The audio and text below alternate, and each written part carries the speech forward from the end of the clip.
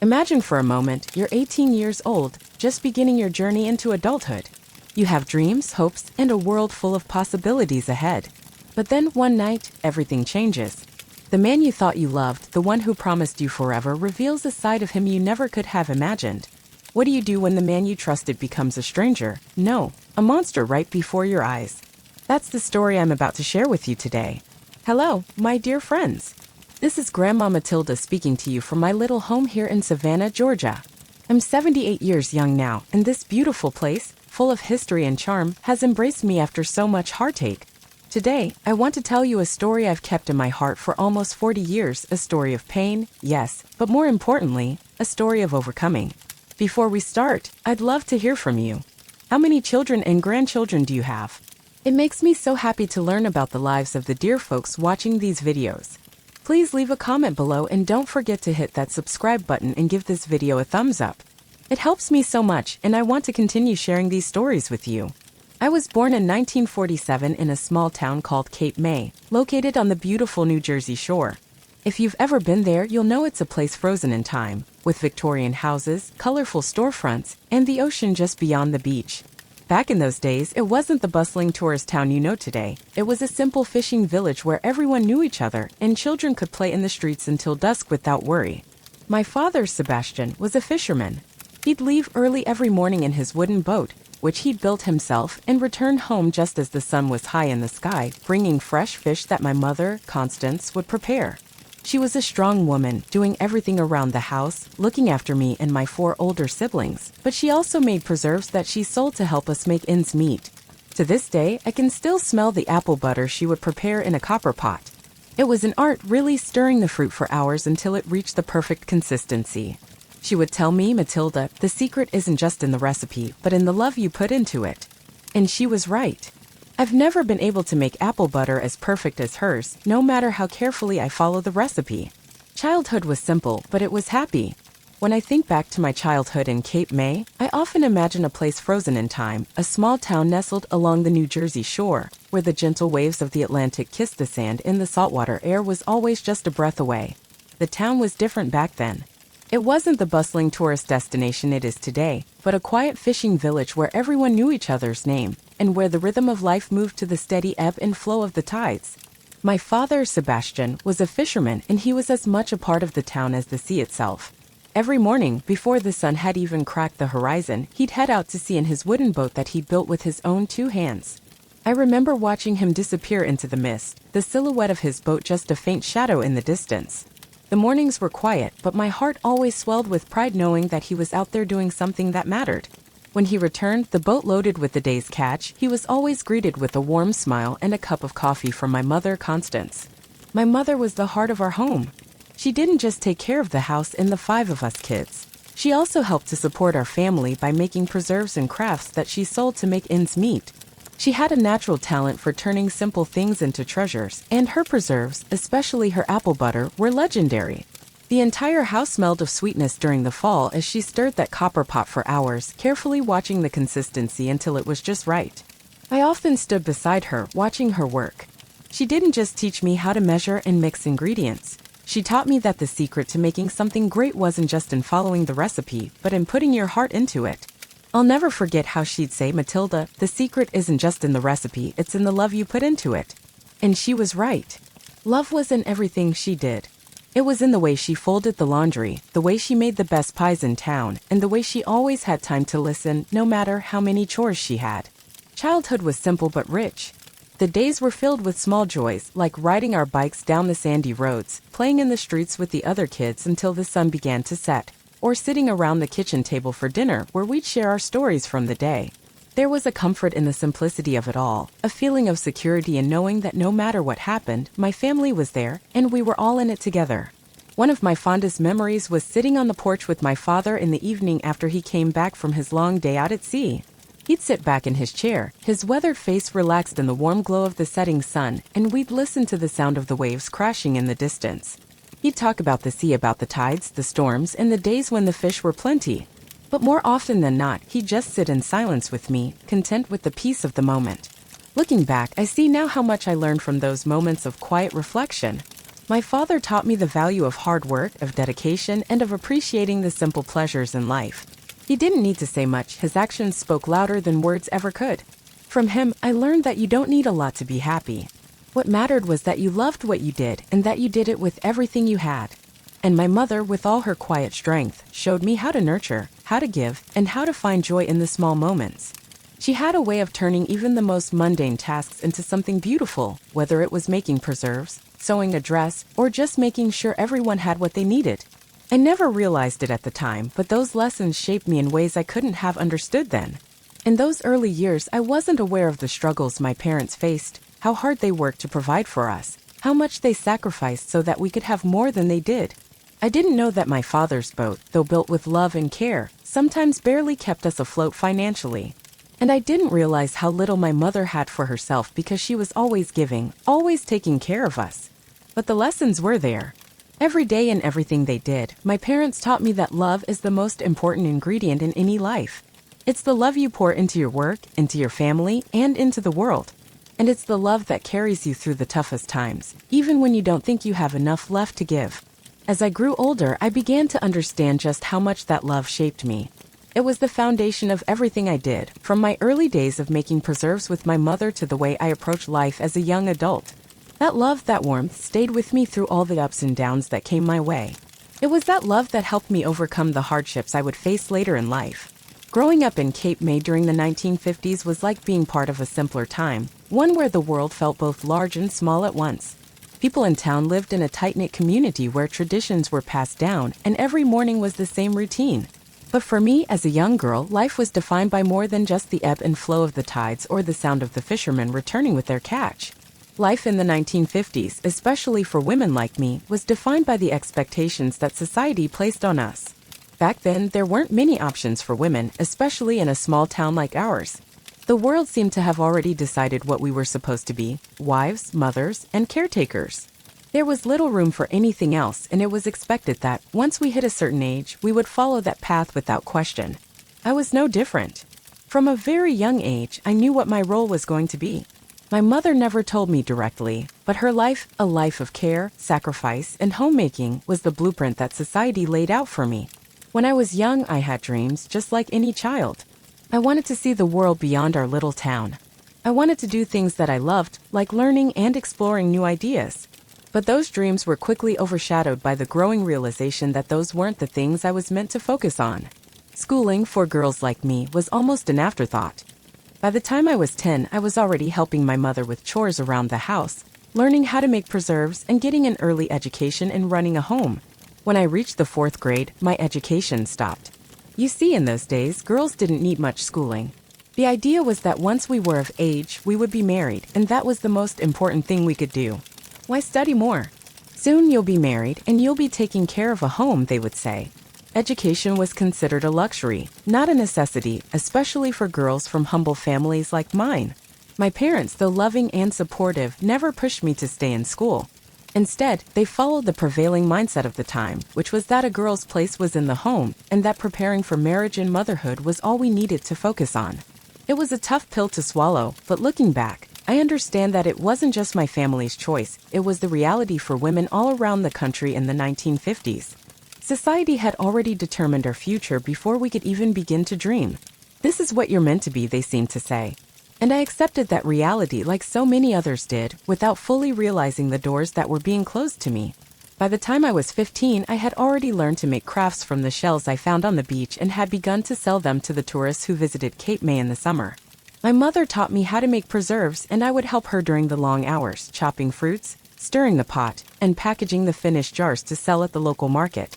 But this work wasn't just about earning a few dollars, it was about preparing me for the future role I was expected to take on: wife, mother, homemaker. The idea that I could go further than this, that I could have a career or pursue a passion, never even crossed my mind. It was during one of these summer days, as I sat on a bench near the church square, selling my shell necklaces to tourists, that I met Anthony. He was different from the boys in town, older, well-spoken, and worldly. He came from Philadelphia, and to me, he seemed like someone from a completely different life. He was working in Cape May for a couple of months, helping with the installation of the electrical grid. Back then, there were still parts of the country without electricity. Can you imagine? We lived by oil lamps, candles, and the light of the moon.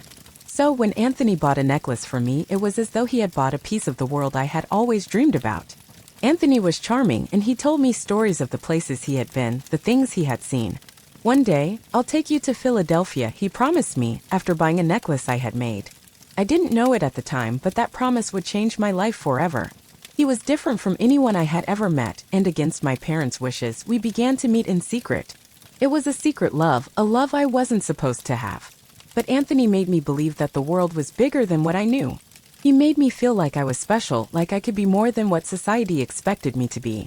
He filled my head with dreams of things I had never even imagined, and I began to question the life I was being told to accept.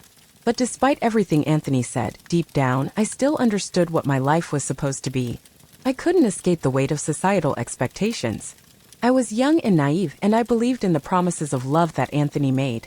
When I became pregnant, I was filled with both excitement and fear. The thought of being unmarried, pregnant, and from a small town where gossip traveled faster than the tide made me feel like my world was crumbling. It was the summer of 1962, and Cape May was bustling with tourists as it always did during the warmer months. The quaint little town, known for its Victorian charm and peaceful beach, became a haven for people looking to escape the heat of the cities. It was a time when life felt like it moved at its own pace, slow, simple, and predictable. But for me, that summer would be anything but ordinary. I was 15 years old, standing at the square near the church, selling my shell necklaces. I'd collected the shells myself from the beach, each one carefully chosen for its shape, color, or the story I imagined it could tell. There wasn't much to do in Cape May during the off-season, so my mother encouraged me to make something of the shells I found and sell them to the few tourists who visited.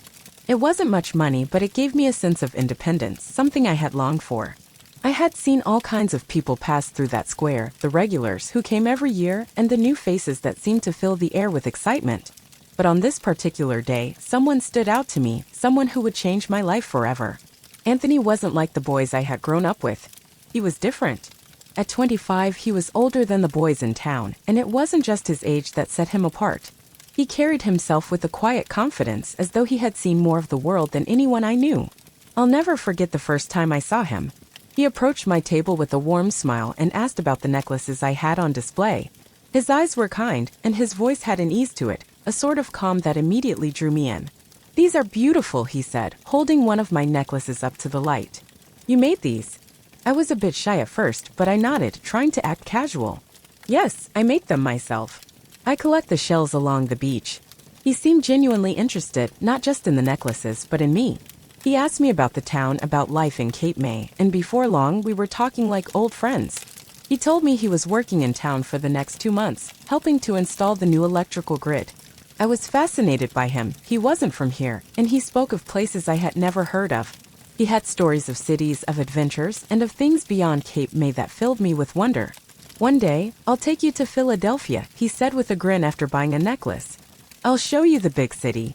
There's so much more out there than you can imagine." His words lingered with me, not because they were anything extraordinary, but because they made me feel like there was more to life than the simple existence I knew in Cape May. For the first time, I felt like someone saw something in me beyond the small town girl I had always been. That was the beginning, though I didn't realize it at the time. What started as a simple conversation over a necklace blossomed into something more, something that would change the course of my life forever. We began to meet in secret. I would sneak out of the house at night, after everyone was asleep, and we would meet on the beach, where the sound of the waves crashing against the shore became our backdrop. There, under the blanket of stars, we would talk for hours. We would sit together side by side, just listening to the sea and dreaming of the future. He would promise me that he'd come back for me, that he wouldn't forget about me once he left for Philadelphia. I believed him, as young girls do. His words filled me with a hope I hadn't known before. One night, after weeks of meeting in secret, I gave myself to him. I was naive, of course, young and hopeful, believing in the promises of love he had made. In that moment, I thought our love was something pure, something that would last forever. He whispered sweet words in my ear, telling me he would always return, that we had something special. "I'll come back for you," he promised, just before he left to return to Philadelphia for work. But after he left, the reality of the situation set in. I waited. Day after day, I waited for his return. He had promised he would come back, but the days turned into weeks and the weeks turned into months. I began to feel the weight of the world on my shoulders. I was pregnant, and no one in my small town could have known about it, not without the gossip spreading like wildfire. I felt like the walls were closing in on me. My father almost threw me out when I told him the news. He couldn't understand how I could have let this happen. My mother cried for days, telling me how I had ruined my life. That man will never come back, Matilda. He's gone, and you've ruined everything. Those words hurt more than I could ever express. But then, to my surprise, Anthony came back. When I found out I was pregnant, everything changed. The excitement and hope I had felt when I first met Anthony seemed like a distant dream. The reality of the situation set in, and with it came the heavy weight of fear.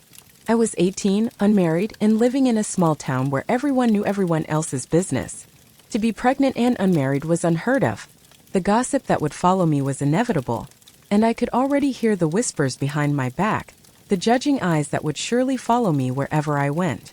It didn't help that my parents had a hard time understanding. My father, a proud fisherman, could barely look me in the eye when I told him the news. He'd always hoped for more for me, something beyond the simplicity of our small town. To him, this was a failure, a stain on our family. You've ruined everything, Matilda. That boy's not coming back. You've made your bed, and now you have to lie in it, he said, his voice filled with disappointment. My mother, on the other hand, cried for days. This isn't the life I wanted for you, she'd say, her voice shaking. She loved me, I knew that, but the shame of the situation seemed to weigh on her as much as it did on me. The expectations were clear. Young girls like me were supposed to find a man, marry, and raise a family. That was the role that had been set out for us. But here I was, pregnant and alone, with no real plan for the future. I didn't know how to answer their worries or how to make them understand that I hadn't planned any of this. The hardest part was the judgment from the community. Cape May was a small, tight-knit town. Everyone knew everyone's business. People had always been kind to me, and I thought I had built relationships with those around me. But suddenly, it felt like I had become the talk of the town, the subject of whispered conversations in the market, the church, and the local diner. I would walk down the street, and I could feel the eyes on me, the stares that seemed to pierce right through me. She's the girl who got pregnant out of wedlock. I could hear them say in my mind. What was she thinking? Anthony's promise to come back for me, to be there for us, was a faint memory now. When he left that summer, I believed him. I believed in his words of eternal love. But as the weeks turned into months, it became clear that he wasn't coming back. And with each passing day, I realized how much of my future had been tied to someone else's promises, someone who was no longer a part of my life. I was left alone, pregnant and scared, with no clear path forward. I couldn't turn back the clock, and I couldn't change what had happened. I had to face the reality of my situation. Even though it felt like the walls were closing in on me, I couldn't undo my mistakes, but I had to find a way to move forward, for myself and for my baby. The decision to marry Anthony, though hurried and not what I had envisioned, was the only way to avoid further shame. He returned to Cape May when he learned about the pregnancy. At first, I didn't believe it, but when he came to my parents' house and asked for my hand in marriage, I saw that he truly was trying to do the right thing. My parents, though reluctant, accepted the proposal. It wasn't the kind of marriage I had imagined, but it was the reality of my situation. In the end, we were married quietly at St. Mary's Church, with my belly already beginning to show under the simple white dress my mother had sewn. Our wedding was not grand or romantic, but it was necessary. It was an attempt to make things right in a world that demanded such things. But even then, there was a part of me that felt like I was living someone else's life, not my own. I had dreamed of being more than a wife and mother, but now it seemed like that was all I could be. After Anthony returned to Cape May and we got married, life didn't exactly become a fairy tale, but it did become something else. Something that required grit, patience, and a quiet determination. The wedding itself had been simple. My mother had sewn the white dress herself, and we were married in the small-town church, where everyone gathered to witness our vows. Anthony, standing next to me, looked so handsome in his suit, his eyes filled with hope, and though there was doubt in my heart, I couldn't help but feel a small spark of hope too. It wasn't the love story I had imagined, but it was the love I had, and it was the life I had to make with it. We moved into a small rented house near the harbor. It wasn't much, 2 rooms and a tiny kitchen, but it was ours. The smell of salt water was ever present, drifting through the window as I prepared meals. The floor was creaky, the windows didn't quite close right, and the furniture was secondhand, but it had a warmth to it. It had our warmth, even in its imperfections. We worked hard, each in our own way, to build something meaningful from this little life we had created. Anthony worked in electrical maintenance, often traveling to nearby towns for days at a time. It wasn't glamorous work, but it kept food on the table. The long hours away from home were hard, especially when I had to balance everything on my own. I found myself staying up late into the night, preparing preserves to sell at the market, just to make ends meet. The work was tiring, cutting fruit, stirring pots, canning jars, but it was something that connected me to the past, to my mother, and it gave me purpose. It wasn't the life I thought I'd have, but in many ways it felt like it could still be a good one. There were moments when I felt the weight of the world on my shoulders.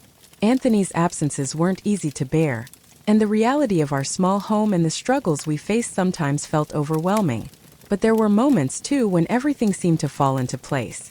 Like when I would hear Louise's laughter echo through the house as she played with the toys I'd made for her. Or when Anthony would return from one of his trips, tired but happy, his arms wide open as he scooped up our daughter. In those moments I knew that no matter how tough things got, we had each other. Louise was born in January 1965, and when I held her for the first time, something shifted inside me.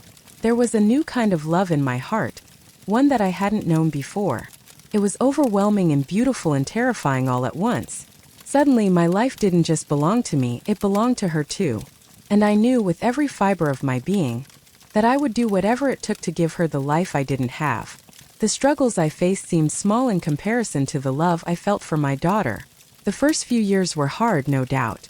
Anthony's work didn't pay much, and I had to get creative to make ends meet. But we always found a way to make it work.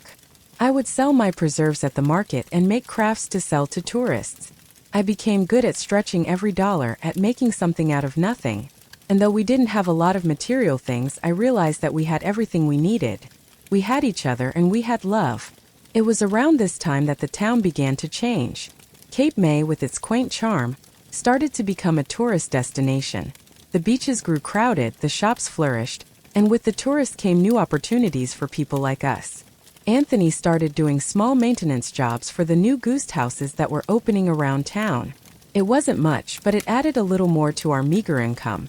I watched as the town shifted from a sleepy fishing village to a bustling summer getaway. And while it was exciting, it also made me feel a little out of place at times. The life I had known, the simple, slow days, was being swept away by the demands of a changing world. But through it all, Anthony and I stuck together. There were nights when we would sit together on the porch, looking out over the harbor, our small family growing. Anthony would talk about the future, about the things we could do, and I would listen, hopeful, even though I knew we were still a long way from the life we dreamed of. We were making it, though, one step at a time. Raising Louise was, without a doubt, the greatest joy of my life. The moment I held her in my arms for the first time, I knew that nothing would ever be the same. She had her father's eyes in my nose, and from that moment, she became the center of my world. In those early years, everything revolved around her.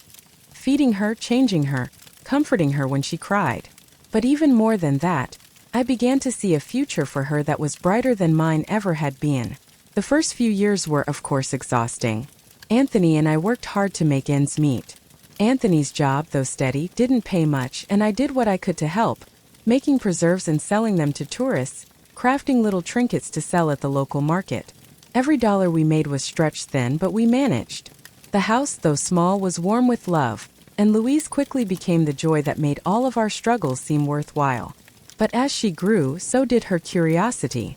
From an early age, Louise was always asking questions about the world, about how things worked and why things were the way they were. I remember her asking me once when she was just 4 or 5, "Mom, why is the sky blue?" And then a million more questions after that. Where does the sun go at night? Why do the fish in the sea not run out of water? I would try my best to answer her, even though sometimes I didn't have the answers myself. But one thing I knew for sure was that she had a bright, inquisitive mind, and that spark of curiosity would be her ticket to a future beyond what I had ever dreamed for myself. Anthony and I often spoke about how important it was that Louise be able to continue her education, that she should never have to stop learning the way I had. My education had been cut short when I was young, And though I had learned so much in life, there were still moments when I felt the absence of that formal education. I didn't want Louise to face the same limitations I had. I wanted her to have opportunities to explore the world, to learn, to dream, and to follow those dreams without hesitation. When Louise turned 7, we bought a small piece of land just outside of Cape May, and with the help of some friends, Anthony built us a small house. It wasn't much, just 2 bedrooms, a small living room, a kitchen, and a bathroom, but it was ours. We worked hard for it, and every nail that went into that house felt like a victory. It was a small step, but it was a step toward a better life. And it was here in this new home that Louise started school. She was so eager to learn, so full of life. I'll never forget the day I walked her to her first day of school, her little hand in mine, and the excitement in her eyes. She was ready to take on the world. As Louise grew, I could see her dreams taking shape. She wasn't content to just go to school and get by. She wanted to excel. She would come home with books in hand, asking me to help her with her homework, even when I didn't always know the answers.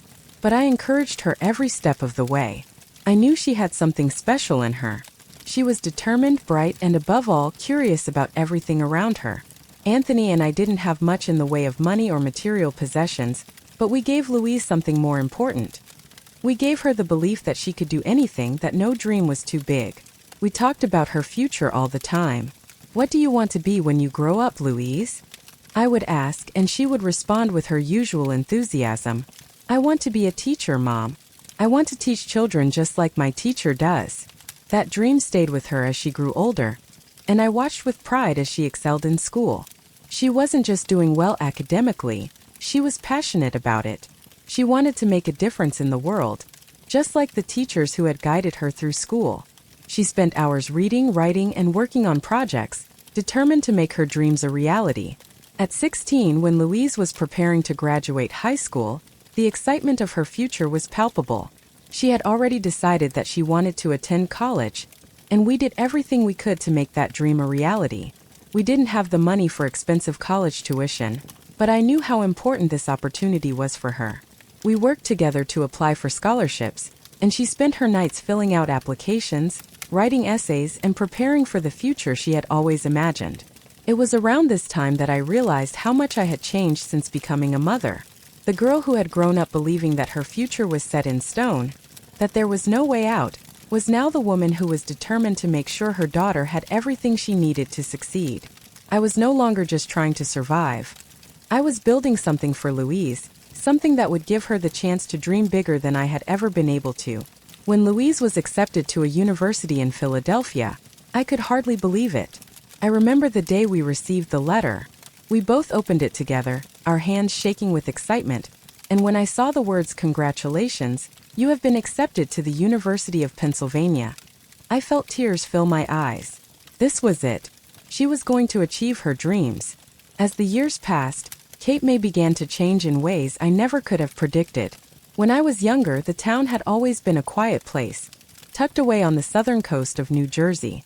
It was a small fishing village where everyone knew everyone else, and life moved at a steady, predictable pace.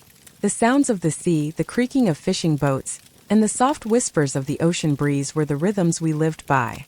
It was a place where you could leave your door unlocked at night, where children played in the streets until the stars came out, and where people had time to stop and talk. But change was inevitable.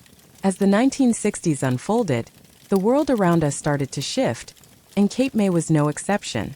It wasn't sudden, but over time, more and more tourists started to trickle into our little town, drawn by the historical charm of our Victorian houses, the beauty of our beaches, and the old-world feel of the place. The town, once sleepy and quiet, began to bustle with life in a way I had never seen before. By the early 1970s, the town's transformation was in full swing. Tourists from all over began to arrive, eager to experience the quaintness of Cape May. Bed and breakfasts, small inns, and guest houses started to pop up along the streets, many of them built in the same Victorian style that made the town so charming. What had once been a quiet fishing village now had a steady stream of visitors, especially during the summer months. The streets became crowded with people, and the stores that had once catered to the locals now started to cater to tourists.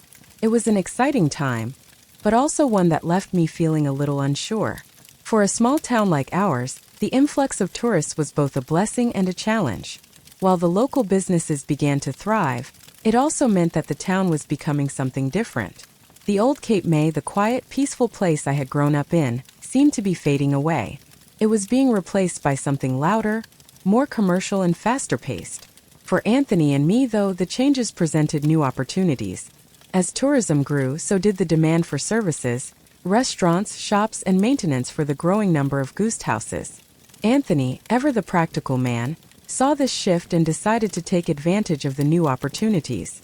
Although he had always worked as an electrical maintenance technician, the rise in tourism meant that there was more work for him in the area.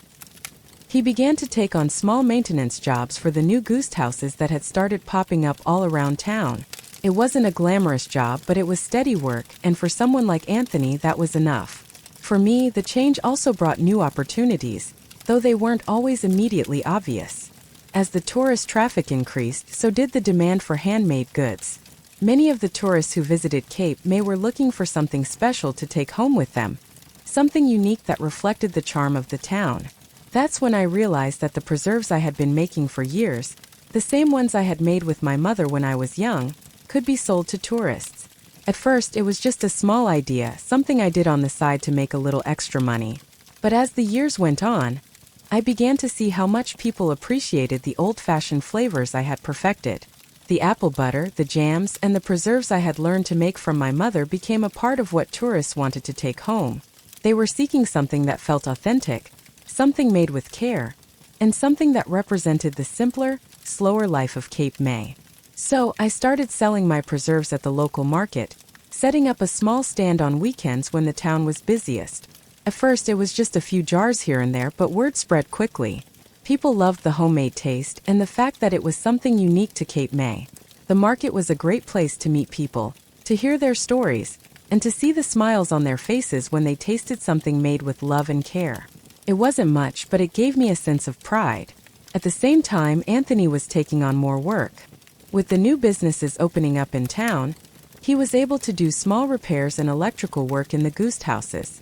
Though it wasn't the life we had envisioned when we first got married, it was enough to keep us going. We had our little home, our daughter, and a steady stream of work. But it wasn't always easy. The tourist boom also brought with it a higher cost of living. As more businesses opened, the demand for housing went up, and rents began to rise.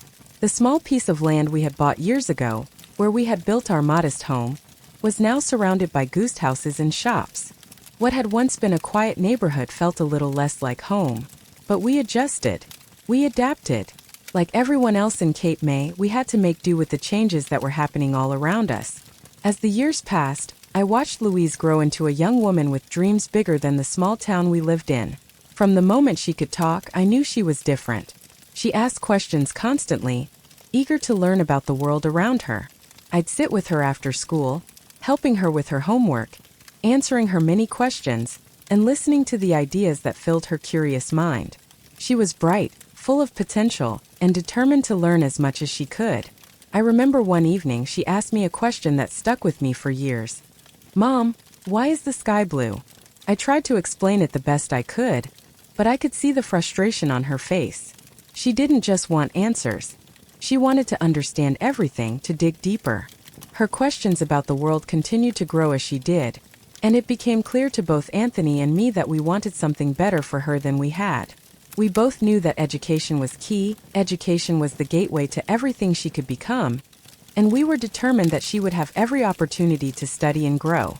Anthony and I often talked about how much we wished we had been able to finish our schooling. He too had wanted to study more, but like me had been caught up in the demands of life. We didn't want Louise to face the same limitations, so we promised each other that no matter how hard it got, we would make sure she stayed in school. I wanted her to dream bigger than Cape May. I wanted her to have the chance to be anything she wanted, teacher, doctor, lawyer, or whatever she chose. By the time she was 14, we knew that the next chapter of her education would be crucial. She had started showing an interest in teaching. She loved reading books, helping her friends with their homework, and she had a natural gift for explaining things. Anthony and I were both so proud of her, and we encouraged her every step of the way. One day, when Louise was 16, she came to me and told me she wanted to go to college. It wasn't easy for us to afford, but it was a dream we didn't want to discourage. So we helped her apply for scholarships, and she worked part-time at the local diner to save up for books and supplies. Anthony and I did everything we could to support her, even if it meant sacrificing a little for ourselves. When the acceptance letter came, I could hardly believe it. My little girl, the one I had watched grow up with curiosity in her eyes, was going to college.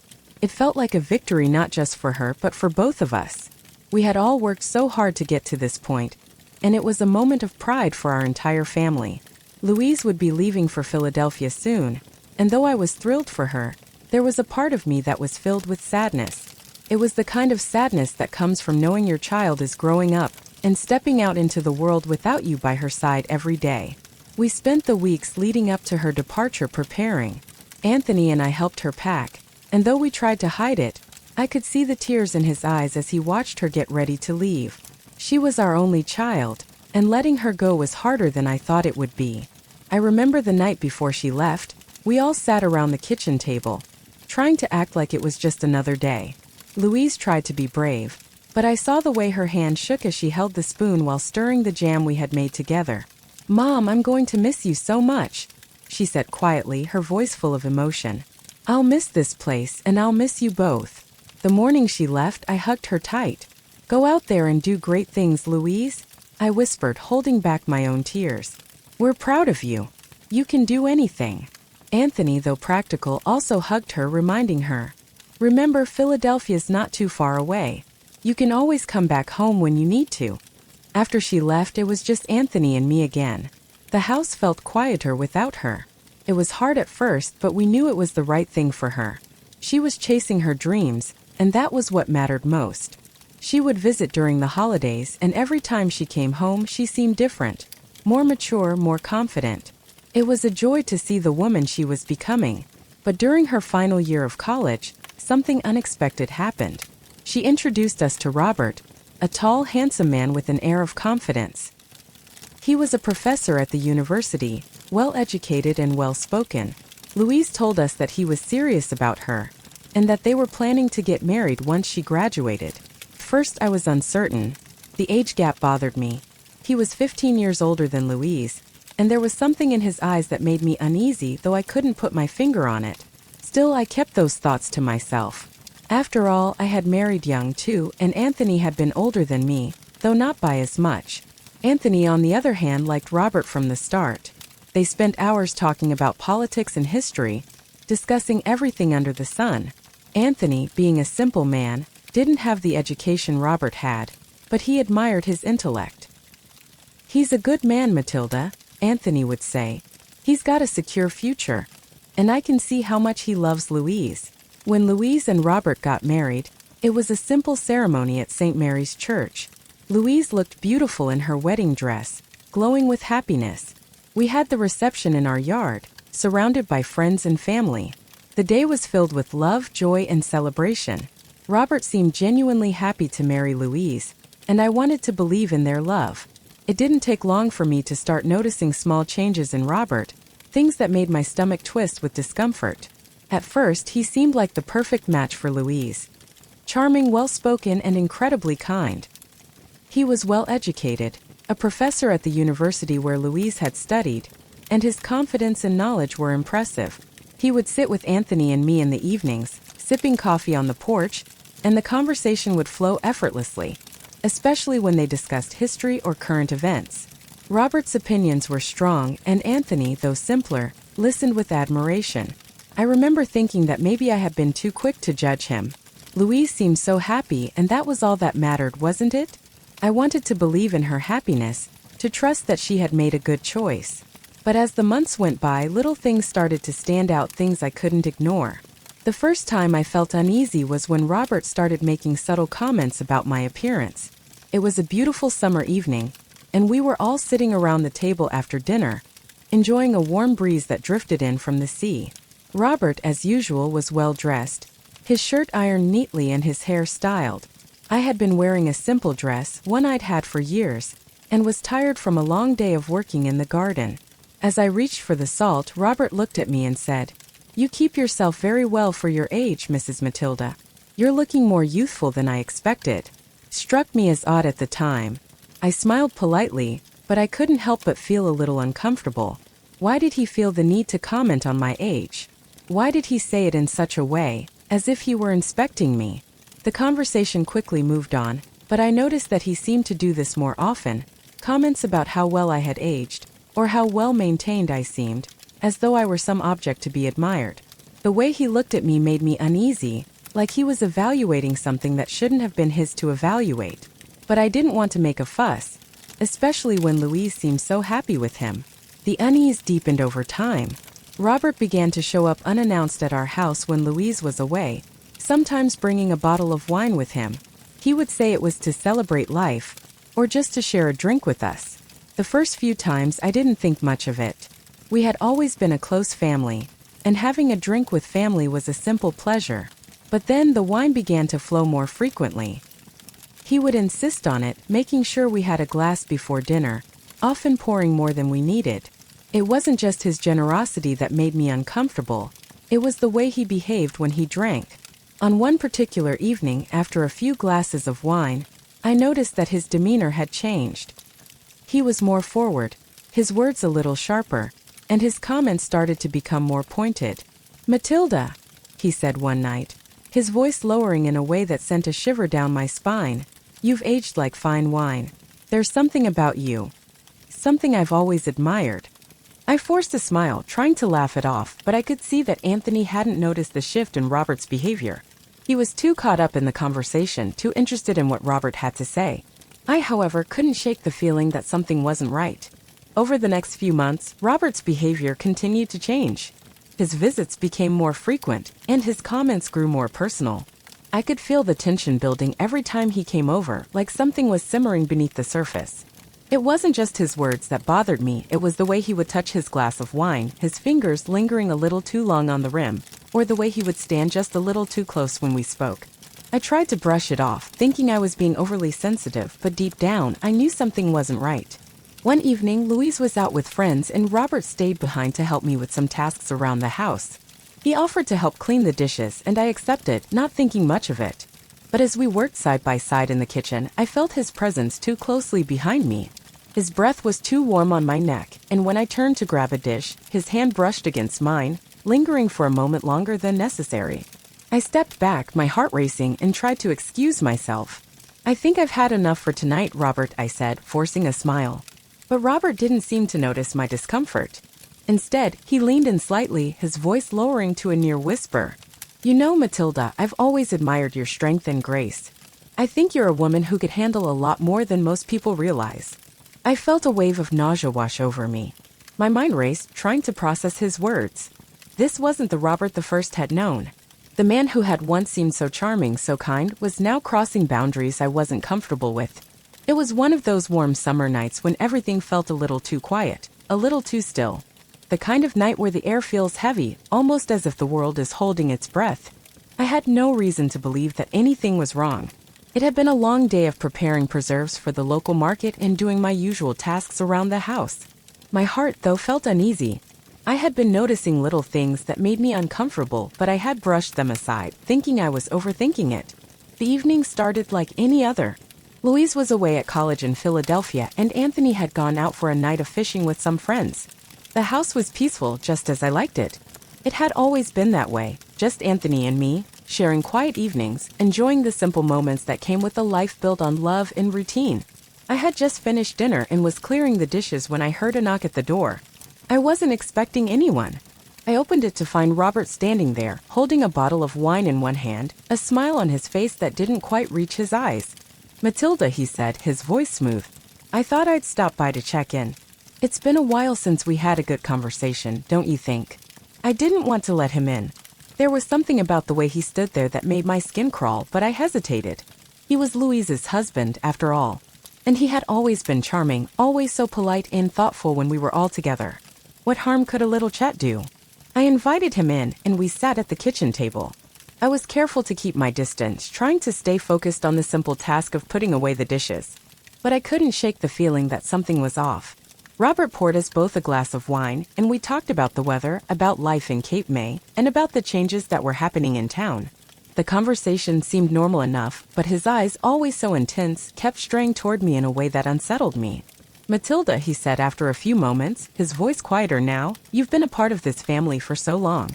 You've always been so strong. I admire that about you." I tried to laugh it off, but the words didn't sit right with me. There was a certain pressure in his gaze, a way he was looking at me that I couldn't ignore. The warmth of the wine had started to make me feel lightheaded, and I assumed the alcohol was just making me more sensitive than usual. I pushed the uncomfortable thoughts away, focusing instead on the pleasant evening I had expected. But then Robert said something that stopped me cold. "You've always been beautiful, you know," he remarked, his eyes now fixed on me with an unsettling intensity. "Even now at your age, you still have a certain charm." My heart skipped a beat, and I felt the hairs on the back of my neck stand up. The compliment, if it could even be called that, felt wrong, too personal, too invasive. I stood up quickly, suddenly feeling the need to put some distance between us. "Robert, I think I'm going to call it a night," I said, my voice trembling. "I've had a long day, and I really should get some rest." But he didn't move. Instead, he stood up, blocking my path, his hand reaching for my arm. "You shouldn't be alone tonight, Matilda," he said softly, his breath warm against my skin. "You deserve to be treated with the respect you've always given to others." In that moment, everything seemed to shift. The room felt smaller, the air thicker. I pulled my arm back, trying to step away from him, but he stepped closer, his hand grazing my shoulder. I froze, a wave of fear rushing through me, but my body was too slow to respond. His grip tightened, and I stumbled backward, hitting the kitchen counter. My heart raced, and I could feel the cold dread sinking deep into my bones. "Robert, please," I whispered, panic rising in my chest. "Stop." But he didn't stop. His face, which had once seemed so friendly, was now cold and calculated, his eyes hard, almost predatory. In that moment, I realized with terrifying clarity that this wasn't the man I had once trusted, the man I had welcomed into my home. This was someone else, someone dangerous. The next few moments were a blur. His hands were everywhere, and I was too stunned, too paralyzed by fear to react the way I should have. I tried to push him away, but he was stronger, overpowering me with every movement. His words echoed in my ears, promises of things I didn't want, things I couldn't even fathom in that moment. I don't remember how it all happened, how I ended up in the bedroom, or how I finally lost consciousness. All I remember is the overwhelming sense of betrayal, of horror, of confusion. This was not the world I knew. This was not the family I had loved. When I woke up the next morning, the sun was already high in the sky, and the house was quiet. The pain in my body was unbearable, and my mind struggled to piece together what had happened. The sheets were stained, my body bruised. The feeling of violation was like a weight pressing on my chest, and for a moment, I thought I might suffocate from it. I managed to crawl to the bathroom, my legs weak, my vision blurry. The mirror reflected a face I hardly recognized, swollen eyes, a split lip, bruises on my neck and arms. The physical pain was intense, but it was the emotional devastation that truly shattered me. The trust one had placed in Robert, the man Louise had married, had been violated in the most cruel and unforgivable way. The days after that terrible night felt like a blur. My body was sore, my mind was clouded with confusion, and I couldn't make sense of what had happened. I didn't want to believe it. I couldn't accept it. But the physical evidence was undeniable. Robert had betrayed me in the worst possible way, and now I had to figure out what to do next. The pain was unbearable, but the shame, the humiliation, those were the things that truly suffocated me. How could I look at my daughter in the eye after what had happened? How could I ever explain the horror I had endured? I spent days alone, wrestling with the silence that had taken over my life. Every inch of the house felt contaminated with Robert's presence, the memory of what happened looming over every corner. I couldn't stay in the house anymore, but I didn't want to leave either. It felt like a prison, one built by my own silence. The worst part was knowing that I was hiding this truth from Louise. How could I protect her from this? How could I shield her from a man who had once seemed so good, so kind? When Louise finally called, I thought I might lose the little bit of composure I had left. She had been calling every day, checking in, asking how I was doing, but I couldn't bring myself to tell her the truth. What would I say? What would she think of me? I had always been the one who protected her, who gave her strength, who showed her how to stand up in the world. Now I had failed. How could I let her know that the very man she trusted, the one she had married, had done something so monstrous? But on that particular afternoon, I couldn't keep the lie going any longer. The pain in my chest, the guilt, the fear, it was all too much. I picked up the phone and told Louise that she needed to come home. "Louise, please come home," I whispered. "I need you, honey." Her voice was full of concern. "Mom, I'll be there tomorrow." "What's wrong? Why didn't you tell me sooner? What happened?" I didn't know how to answer. But I didn't need to. I could hear it in her voice, the worry, the need to understand, to help. I had no choice but to tell her. The next day, Louise arrived, her face a mix of anxiety and determination. She could sense that something was terribly wrong even before I opened the door. When she saw me, sitting in the kitchen, the tears in my eyes, she froze for a moment, her expression one of confusion and fear. "Mom," she said softly, stepping toward me. "What's going on? Why didn't you call me sooner?" I looked at my daughter, my heart breaking. How could I tell her that the man she loved, the man she had married, had betrayed both of us? How could I destroy the life she had built, the trust she had in him? I could barely speak, but I found the strength to say the words I had been holding back for days. "It's Robert, Louise. He hurt me. He violated me." The words felt like they were ripping me apart, but the relief of finally saying them was immediate. Louise stood there, her eyes wide with disbelief, as if she couldn't process what I had just said. She was silent for a long time, her face drained of color, her lips trembling as she processed the words. And then the tears came. She didn't scream or shout, though I know that was what she wanted to do. Instead, she reached for me, pulling me into her arms, and we both cried together. It felt like the entire world had collapsed in that moment. The woman I had always protected, the woman I had always tried to shield from pain, was now facing the very thing I had hoped she would never have to endure. Through her tears, she asked, "Mom, why didn't you tell me? Why didn't you say anything before?" The guilt that flooded me was overwhelming. How could I explain to her the shame I had felt, the fear of destroying her world, the terror of facing the truth that I wasn't strong enough to stop it from happening? But I didn't have the words. All I could do was hold her and say, "I was afraid, honey. I didn't want to hurt you. I didn't want to ruin everything." She pulled back and looked at me, her eyes now burning with anger. "Mom, this isn't your fault. Robert. He has to pay for what he did. I don't care who he is or how much I loved him. What he did is unforgivable. We need to go to the police. We need to make sure he can't hurt anyone else." I could see the fire in her eyes, the same determination that had always driven her. And in that moment, I realized that I wasn't alone anymore. Louise had become the protector, the fighter. She wasn't just my daughter. She was my strength, my courage. And for the first time since that night, I felt like I could breathe again. Louise insisted that we take immediate action. We couldn't let Robert get away with this, not for a second. I wasn't sure how I would ever face him again, but I knew that Louise was right. We had to confront him. We couldn't let him get away with destroying everything we had worked for, everything we had believed in. After Louise and I decided to confront Robert, there was no turning back. The weight of what had happened to me, the betrayal, the violation, the horror was crushing. But with Louise by my side, I knew I couldn't let it define me. The pain, though overwhelming, pushed me forward. It was as if the very act of telling my story, of speaking out, gave me the strength I hadn't known I possessed.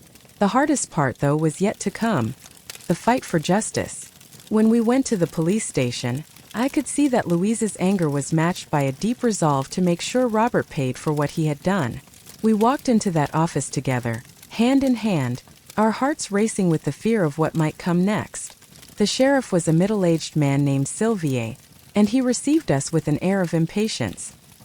He glanced at the clock as we explained why we were there, and I could feel his eyes on me, sizing up my story as if he wasn't sure whether it was worth his time. It was a small town, after all, and I could sense his hesitation. But Louise wasn't having it. She was fierce and determined, her voice unwavering as she explained what had happened. "My mother is accusing my husband of rape," she said, her words sharp.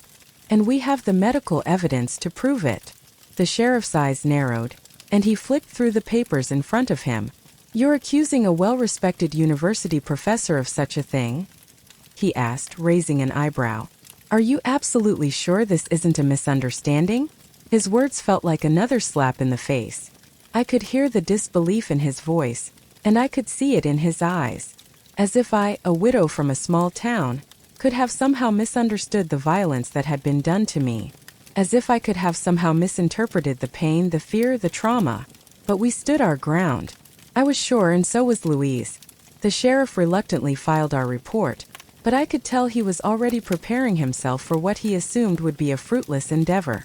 The power of Robert's reputation, his position as a university professor, weighed heavily on the town, and I knew it was going to be an uphill battle. It wasn't just my word against his. It was me, a widow from a small town, with little influence or support, against a well-respected man with a powerful network. Over the next few weeks, I couldn't shake the feeling that the world was turning its back on me. We encountered roadblock after roadblock. The case seemed to stall in the courts. Robert's lawyer, a slick, well-spoken man named Charles Mason, began making the rounds, discrediting me at every turn. I remember reading the papers where he painted me as a liar, as someone trying to ruin Robert's life. He even suggested that I had made the whole thing up, that I had somehow provoked Robert because I had been lonely after my husband's death. The suggestion that I had somehow caused my own assault was one of the most painful things to endure. I could feel the weight of Robert's influence everywhere I turned. There were whispers in town, looks of doubt from people who had once supported me.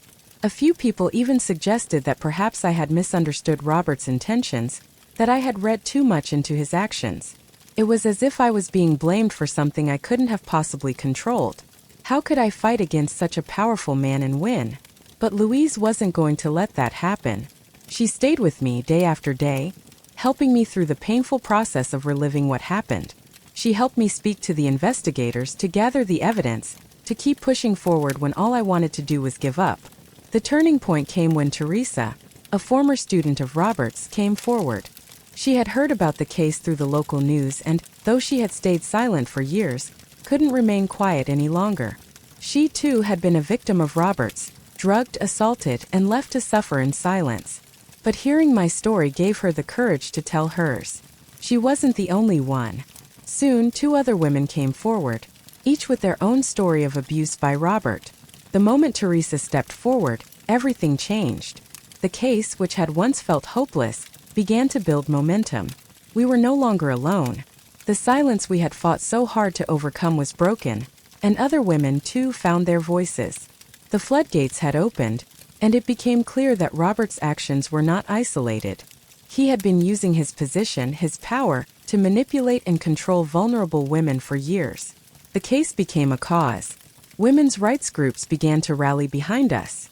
We weren't just fighting for my justice, we were fighting for the voices of all the women who had been silenced, for all the women who had been too afraid to speak out. The weight of the support we received made me feel stronger, even when I felt like I couldn't go on. As the legal battle against Robert continued, the weight of it all began to settle deeper into my bones. The struggle for justice was becoming a long, drawn-out affair, full of twists and turns, of moments when it seemed like the world was trying to silence us again. For weeks, we waited for something, anything, that would bring us closer to making Robert pay for what he had done. But instead, it felt like he was always one step ahead. The first sign that Robert was preparing to escape came one evening when I was sitting at the kitchen table, staring at the pile of paperwork in front of me. Louise had gone back to Philadelphia for a few days to check on some things at school. She was still so determined, still so strong in the fight for justice, but I could see the strain in her eyes every time she came home. The weight of what had happened, of knowing that the man she had married was capable of such cruelty, was eating away at her, even though she never said it aloud. It was during those days, when Louise was away, that I received the phone call. It was the police informing me that Robert had vanished. At first, I didn't believe it. "What do you mean he's gone?" I asked, my voice trembling. "Are you saying he's left the area?" The officer on the other end was calm, but there was an unmistakable hint of urgency in his voice. "Yes, Matilda, Robert has fled. His wife reported that he packed up in a hurry and left the house late last night. His car is gone, and it looks like he's disappeared without a trace." The news hit me like a ton of bricks. For a moment, I couldn't breathe. How could he just disappear like that? How could he run away after everything we had been through, after everything he had done? I felt betrayed all over again. Robert was no longer just the man who had hurt me, he had become a coward, hiding from the consequences of his actions. I wanted to scream, to call out to someone who could make it all right, but there was no one. He was gone, and with him went my hope of seeing justice served. In the weeks that followed, we discovered just how far Robert had gone to cover his tracks. He had used fake documents to flee the country, traveling under a different name. The police were able to track him to Mexico, where he had attempted to board a flight to Guatemala, but they were too late. He had already vanished. The man who had torn my world apart, who had broken my trust in the most unforgivable way, was now beyond our reach. But as I sat in my living room, staring at the empty space where Robert had once sat, a new wave of anger began to rise within me. I was not going to let him get away. We had come this far, and I would not let him escape the consequences of his actions. It was during this period of uncertainty that something unexpected happened. One afternoon, while I was sorting through some old papers, a woman came forward.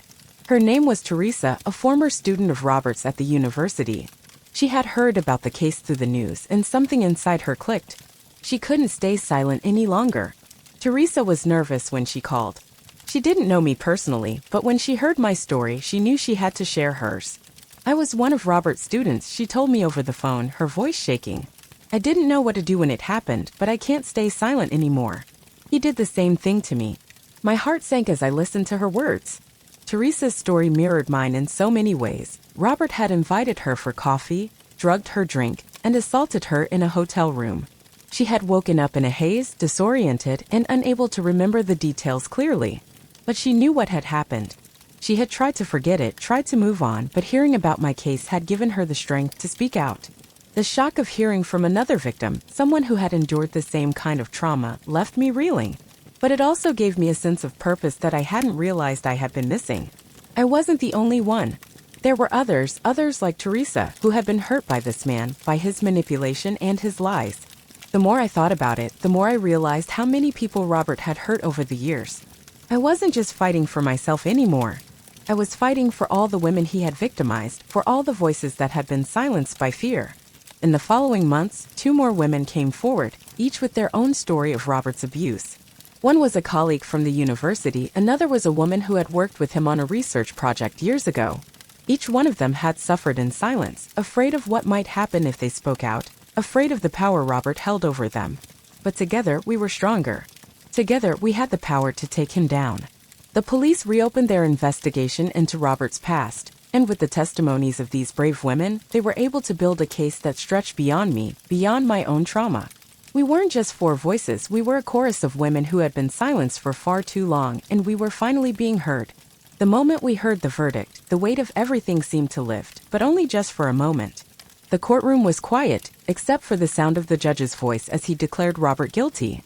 I had been waiting for this moment, longing for it, but when it came, it felt surreal.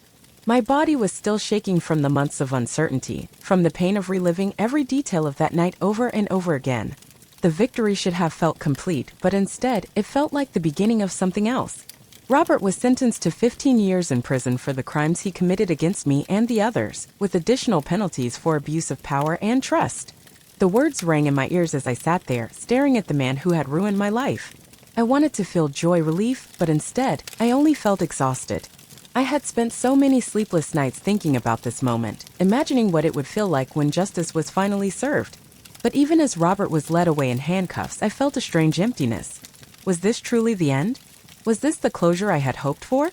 The hardest part of the trial wasn't the courtroom drama, the intense questioning, or the media attention. It was the toll it took on my soul. Even as I stood in front of the judge, as I shared my story for the final time, I realized that my journey wasn't over. The victory of seeing Robert punished wasn't going to erase the scars I carried. It wasn't going to magically heal the pain I felt. And that was something I had to come to terms with. After the trial, life didn't suddenly become easy. I had imagined that once the verdict was read, everything would go back to normal. I'd be able to breathe again, move on with my life, and put the past behind me. But instead, I found myself facing a long road ahead, one filled with healing, self-reflection, and rebuilding trust, not just in others, but in myself. There were moments when I thought about giving up, when I questioned whether all the pain had been worth it. There were days when I would find myself staring out the window, wondering what my life could have been like if none of this had ever happened. Could I ever truly heal? Would I ever feel whole again? But then I would think of Louise. I would remember the strength she had shown through it all, the way she had stood by me, supported me, and believed in me when I doubted myself. And I would think of the other women who had come forward, their voices strong and brave. They had given me the courage to keep going, to push through the darkness. I realized that the victory was not just about Robert's conviction. It was about reclaiming my own power, my own life. It was about finally feeling like I could breathe again without the weight of fear on my chest. The victory was about the healing that would come slowly, piece by piece. It wasn't immediate and it wasn't easy, but it was real. After the trial, after all the pain and the struggle, there came a point when I knew it was time to leave Cape May. It was a decision I had been avoiding for a while, but I could no longer stay in the place where everything had fallen apart. Cape May, once a home filled with memories of laughter, love, and family, had become a place too heavy to bear. The whispers, the judging eyes, the stares, every corner of the town felt contaminated by the horror of what had happened. I needed a fresh start. Louise needed it too. One night, as we sat on the porch watching the sunset over the river, Louise turned to me with a quiet but firm expression. "Mom, we can't keep living here. The town, it's not the same anymore. We need a change." Her voice was steady, but I could hear the underlying pain in her words. She had been my rock throughout everything, but even she was feeling the weight of our past. I had always believed in the importance of family and the idea that home was where the heart was. But I also knew that it was time to let go, to move forward and rebuild our lives, free from the shadows of what had happened. And so, with a deep breath, we decided to leave Cape May behind and start over in a new town, one that could offer us a fresh beginning. After some research and a few letters, we found our new home in Savannah, Georgia. A place that felt warm, welcoming, and filled with the promise of new opportunities. The charm of the city was undeniable, its cobblestone streets, the historic buildings, and the beautiful river that ran through it. It reminded me of Cape May in many ways, but it was different, too new, vibrant, and full of potential.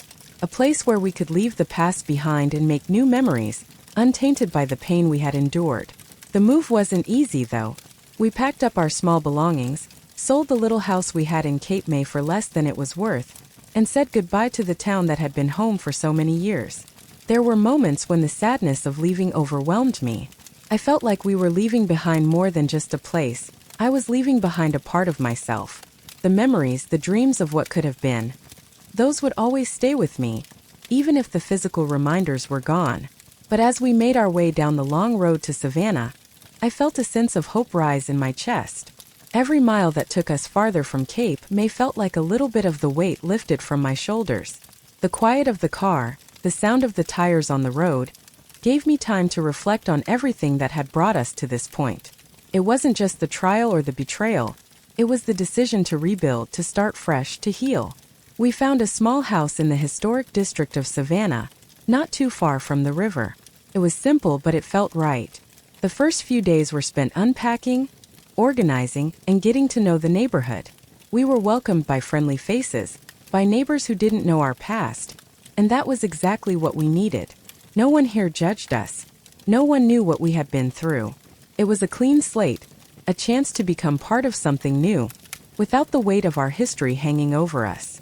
I started making preserves again, the same way I had in Cape May.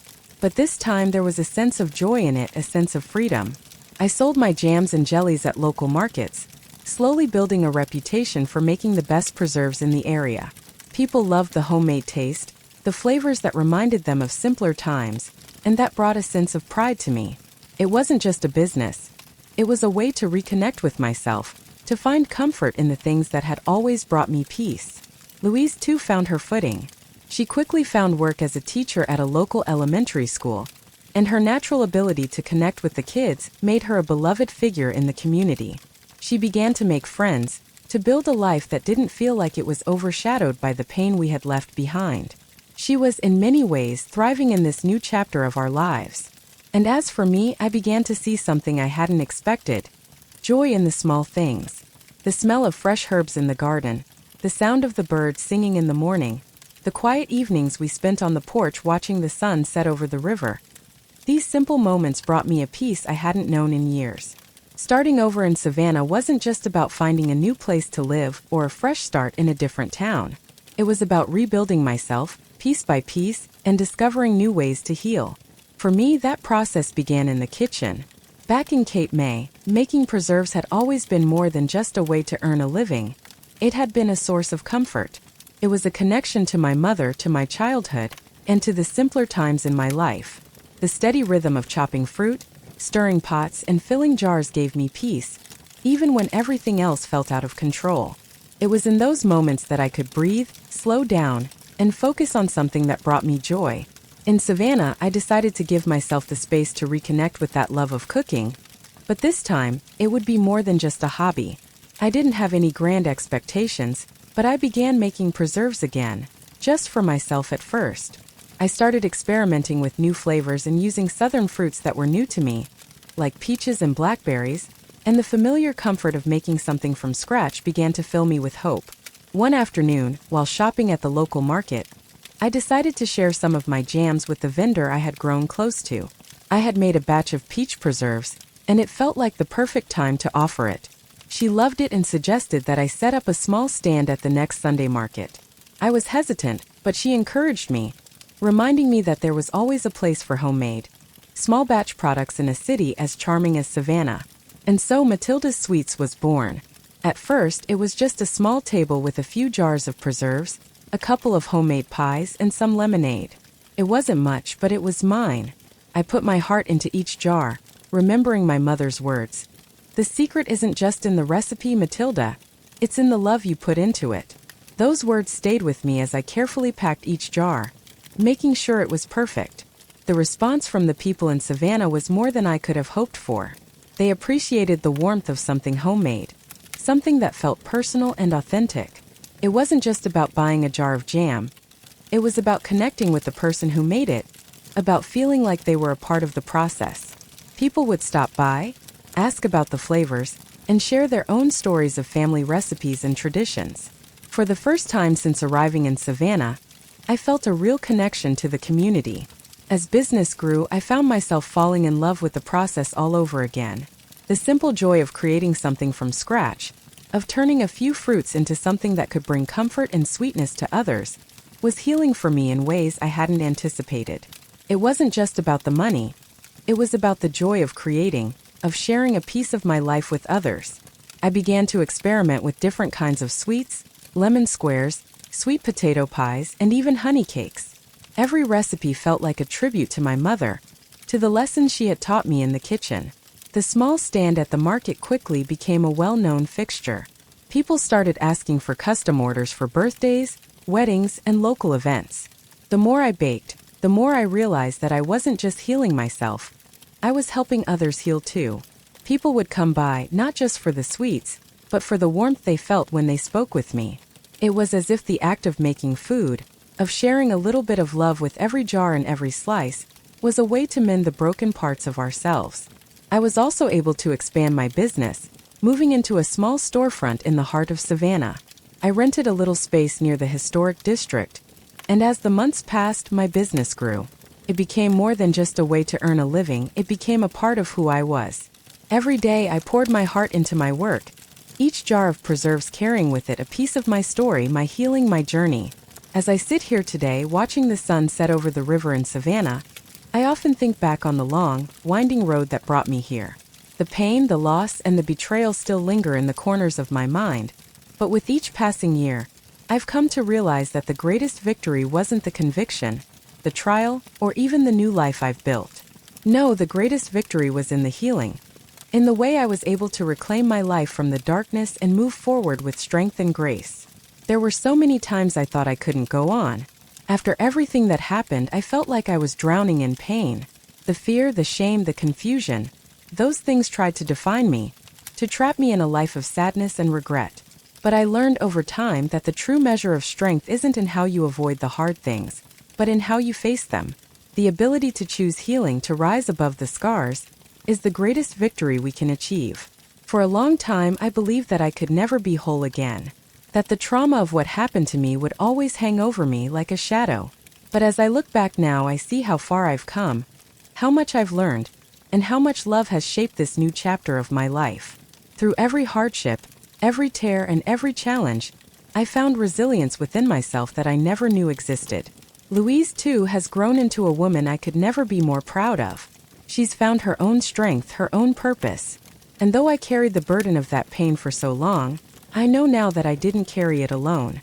Louise stood by me, supported me, and helped me find my voice when I thought I had none left.